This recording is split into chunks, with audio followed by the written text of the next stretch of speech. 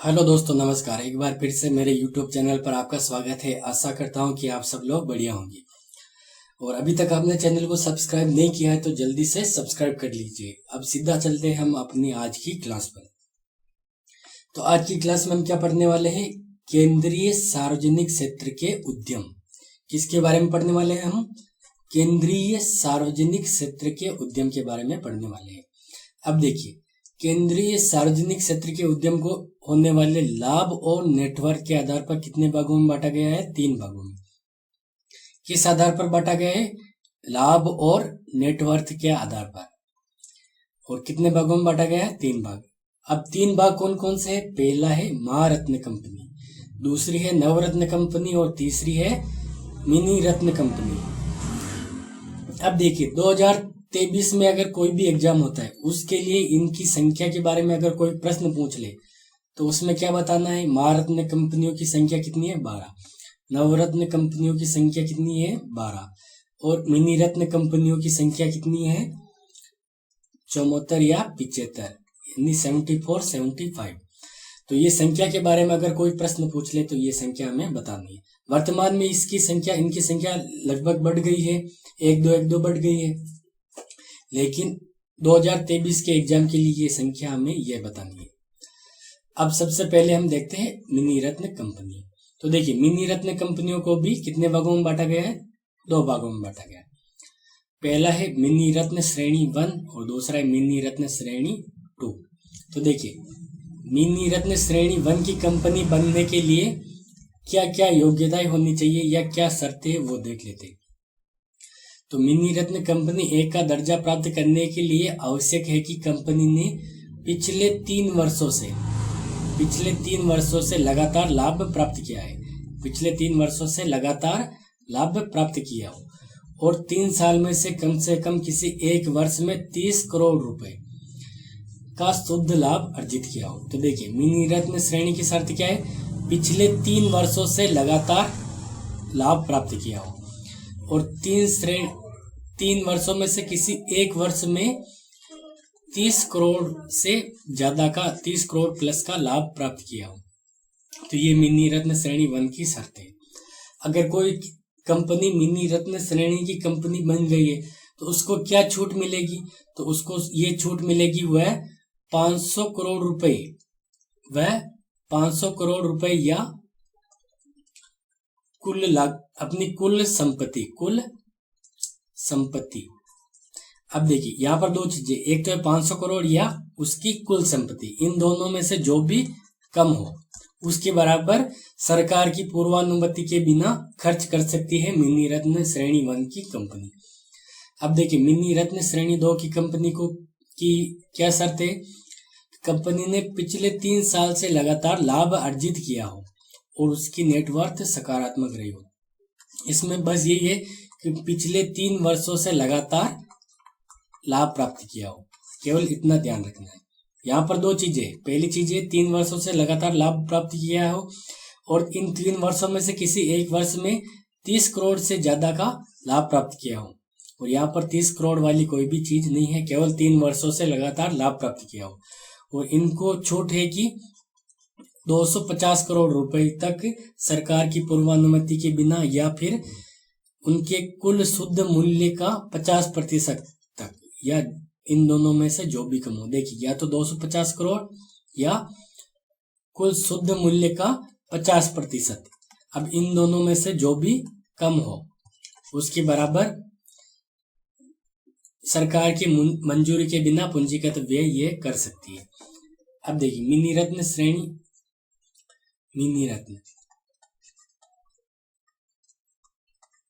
श्रेणी 1 और श्रेणी 2। तो श्रेणी 1 की कंपनियां कितनी है? श्रेणी 1 की कंपनियां हैं 60 और श्रेणी 2 की कंपनियां कितनी है? 15। दोनों को मिलाकर कुल कितनी कंपनियां हैं? 75, यानी 75 कंपनियां हैं मिनी रत्न। तो हमने मिनी रत्न कंपनियों के बारे में देख लिया है। अब आगे चलते हैं।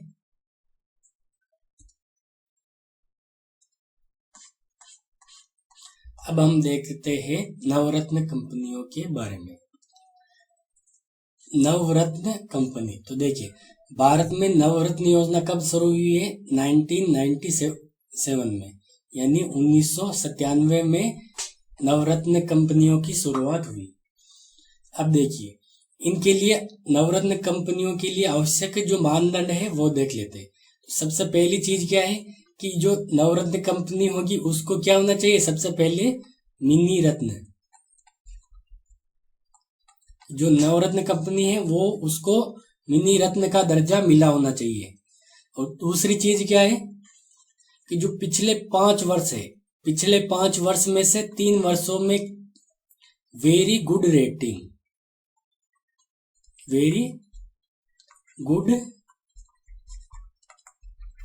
मिली हो। देखिए, पहली चीज क्या है कि मिनी रत्न का दर्जा मिला हो। दूसरी चीज है कि पिछले 5 वर्षों में से 3 वर्षों में वेरी गुड रेटिंग मिली होनी चाहिए। अब देखिए, ये जो वेरी गुड रेटिंग है ये कैसे मिलती है? तो ये जो रेटिंग है इसके लिए कुल कितने 6 मानदंड तय किए गए। कितने? 6 मानदंड। और इन 6 मानदंडों में से कुल 100 अंकों में से अंक प्रदान किए जाएंगे। यानी जो 6 मापदंड है इनको 100 मान लिया जाता है, इसमें से रेटिंग दी जाती है। और 100 में से जो 60 प्लस की रेटिंग प्राप्त करती है उसको नवरत्न का दर्जा दिया जाता है। देखिए, नवरत्न दर्जे है तो आवश्यक मानदंड, कंपनी को मिनी रत्न का दर्जा मिला होना चाहिए। पहले क्या होना चाहिए? कंपनी को मिनी रत्न का दर्जा मिलना होना चाहिए। और पिछले 5 वर्षों में से 3 वर्षों में बहुत अच्छी रेटिंग यानी वेरी गुड रेटिंग मिली होनी चाहिए। और देखिए, इसके लिए वेरी गुड रेटिंग के लिए कितने पैरामीटर तय किए गए? कुल 6 पैरामीटर तय किए गए। कितने? 6 पैरामीटर तय किए गए। और 6 पैरामीटर के आधार पर 100 अंक प्रदान किए जाते हैं। 100 अंक का कुल स्कोर निर्धारित किया गया और 100 अंकों में से जो भी 60 प्लस अंक लाएगा उसको नवरत्न का दर्जा दिया जाएगा। अब देखिए, ये जो 6 पैरामीटर है ये कौन कौन से देख लेते हैं। 6 पैरामीटर, तो 6 पैरामीटर में पहला है कुल शुद्ध पूंजी, टोटल नेटवर्थ, निवल लाभ, नेट प्रॉफिट, कुल श्रम शक्ति लागत यानी टोटल लेबर कॉस्ट, वस्तुओं एवं सेवाओं के उत्पादन की लागत, total cost of production of goods and service, प्रति शेयर आय यानी अर्निंग पर शेयर, सेवा निष्पादन, performance of service, Navratna company को लाभ, बेनिफिट ऑफ नवरत्न कंपनी। तो देखिए, नवरत्न कंपनी को लाभ को देखते हैं। नवरत्न कंपनी को क्या लाभ मिला होता है या इसको क्या क्या छूट मिली होती है ये देखते हैं। तो देखिए, इसको अधिकतम 1000 करोड़ रुपए, 1000 करोड़ रुपए या जो परियोजना है उसके कुल मूल्य का 15% तक की सरकार की अनुमति के बिना निवेश की करने की स्वायत्तता होती है। सरकार की अनुमति के बिना कितना? एक तो या तो 1000 करोड़ रुपए या परियोजना की लागत के 15% तक ये इसको छूट मिली होती है। तो अब आगे देखते हैं हम।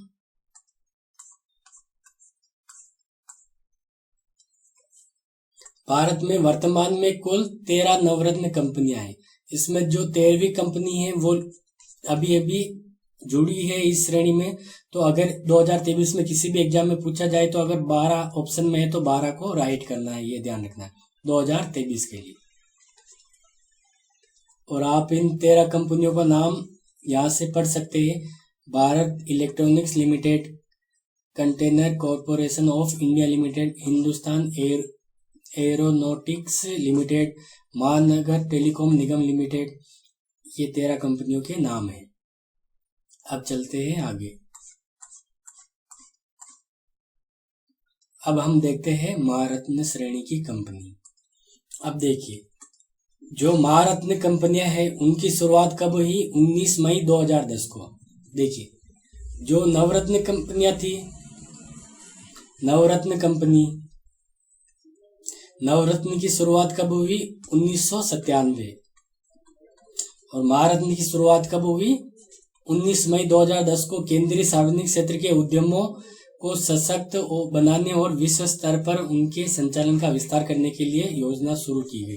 19 मई 2010 को, ये ध्यान रखना है, 2010 का टाइम याद रखना है। अब देखिए, महारत्न के दर्जे हेतु आवश्यक मानदंड, इसके लिए मानदंड कौन कौन से हैं? तो देखिए, पहली चीज क्या है, कंपनी को नवरत्न का दर्जा होना चाहिए, कि पहली चीज क्या है, कंपनी को नवरत्न का दर्जा होना चाहिए।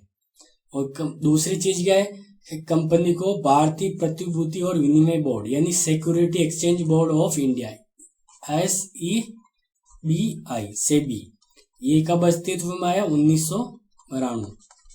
तो सेबी ने जो भी नियम बनाए या इसके लिए मानदंड बनाए हैं कि इसके लिए इतने शेयर होने चाहिए सरकार सार्वजनिक क्षेत्र के, तो वो इसमें होने चाहिए। कि देखिए, सेबी क्या करती है, इसके लिए न्यूनतम हिस्सेदारी निर्धारित करती है सरकार की, कि सरकार की इसमें कंपनी में सरकार की कम से कम इतनी हिस्सेदारी होनी चाहिए।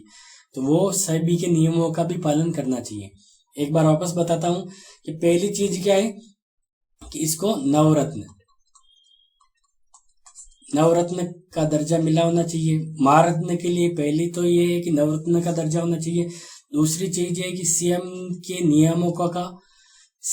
नियामकों के अंतर्गत न्यूनतम निर्धारित सार्वजनिक हिस्सेदारी के साथ भारतीय शेयर बाजार में सूचीबद्ध होना चाहिए। देखिए, इसको भारतीय शेयर बाजार में सूचीबद्ध हो, दूसरा पॉइंट है भारतीय शेयर बाजार में सूचीबद्ध होना चाहिए और सरकार की इसमें हिस्सेदारी होनी चाहिए जो कि सेबी ने निर्धारित की हो। तीसरा पॉइंट क्या है, 3 वर्षों की अवधि में औसत वार्षिक व्यवसाय कितना होना चाहिए? 25,000 करोड़। ये एवरेज होना चाहिए पिछले 3 वर्षों में लगातार। और पिछले 3 वर्षों में औसत निवल मूल्य कितना होना चाहिए? 15,000 करोड़ रुपए। और शुद्ध लाभ कितना होना चाहिए? 5,000 करोड़। एक बार वापस बताता हूं कि पिछले 3 वर्षों में शुद्ध देखिए, टोटल व्यवसाय कितना होना चाहिए? औसत 25,000 करोड़। ये है टोटल औसत, यानी कुल मिलाकर कितना होना चाहिए? 75,000 करोड़, जिससे कि 25,000 करोड़ का औसत हो जाए 3 वर्षों के लिए। और पिछले 3 वर्षों में कुल शुद्ध व्यवसाय कितना होना चाहिए? 45,000 करोड़, जिससे कि औसत कितना हो जाए? 15,000 करोड़ का औसत शुद्ध हो जाए। और पिछले 3 वर्षों में शुद्ध लाभ कितना होना चाहिए? 15,000 करोड़। ये कुल शुद्ध लाभ होना चाहिए, जिससे कि औसत लाभ कितना हो जाए प्रति वर्ष के लिए? 5,000 करोड़। ये इसके लिए मानदंड है। और कंपनियों की व्यापार के क्षेत्र में अंतर्राष्ट्रीय बाजार में महत्वपूर्ण उपस्थिति होनी चाहिए, अंतर्राष्ट्रीय बाजार में भी उपस्थिति होनी चाहिए। अब देखिए, देश में इस समय 12 महारत्न कंपनियां हैं। ऑयल इंडिया का नाम जुड़ने के बाद ये संख्या 13 हो गई है। तो 2023 के लिए ये संख्या हमें 12 ही याद रखनी है और ये सभी कंपनियों के नाम यहाँ पर लिखे हुए। अब देखिए, जो महारत्न कंपनियां हैं उसको छूट कितनी होती है? तो देखिए, ये अपनी नेटवर्थ का 15% या 5,000 करोड़ तक, नेटवर्थ का 15% या 5,000 करोड़ तक की सरकार की पूर्वानुमति के बिना निवेश करने की छूट होती है इनको। अब देखिए, एक बार तीनों कंपनियों में डिफरेंस देख लेते हैं। अब देखिए, ये तीनों प्रकार की कंपनियां हैं। सबसे पहले मिनी रत्न कंपनी, इनकी संख्या कितनी है? तो देखिए, मिनी रत्न श्रेणी 1 की कंपनियां हैं 60 और मिनी रत्न श्रेणी 2 की कंपनियां हैं 15। टोटल मिला के कितनी कंपनियां हैं मिनी रत्न? 75 कंपनियां मिनी रत्न हैं। नवरत्न कंपनियों की संख्या कितनी है? 12। और महारत्न कंपनियों की संख्या भी कितनी है? 12। अब देखिए, निवेश छूट देख लेते हैं। तो जो मिनी रत्न श्रेणी 1 की कंपनी है उनको 500 करोड़ रुपए तक की निवेश छूट रहती है और मिनी रत्न 2 को 250 करोड़ रुपए, या इनकी जो कुल संपत्ति है उसके बराबर, और इसकी कुल संपत्ति का 50% या संपत्ति का 50% ये इनको छूट होती है। और जो नवरत्न कंपनी है इसको 1000 करोड़ तक की छूट होती है, या इसकी नेटवर्थ के 15% तक, और इसको 5000 करोड़ तक या नेटवर्थ का 15% ये इनको छूट होती है। तो ये तीनों में डिफरेंस है। आशा करता हूँ कि ये क्लास आपको अच्छी लगी होगी और मिलते हैं अगली क्लास में। धन्यवाद।